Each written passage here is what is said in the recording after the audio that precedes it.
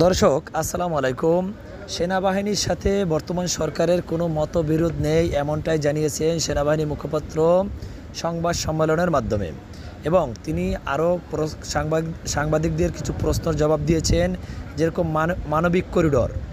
তিনি জানিয়েছেন দেশের স্বার্থ বিলীন করে কোনো দেশের সাথে সম্পর্ক নয়, এবং সেনাবাহিনীর শেষ রক্তবিন্দু থাকা পর্যন্ত কোনো আপোষ করবে না।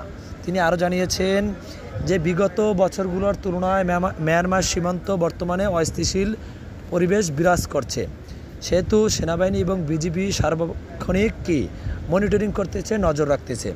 সাংবাদিকদের প্রশ্নের জবাবে আরও জানান, সৈয়দপুর বিমানবন্দর যেহেতু দেশের সক্ষমতা বাড়ছে, সৈয়দপুর বিমানবন্দর বন্ধ ছিল, এখন সেটাকে চালু করা হচ্ছে, কিন্তু কোনো দেশকে সেটা ব্যবহার করতে দেওয়া হবে না।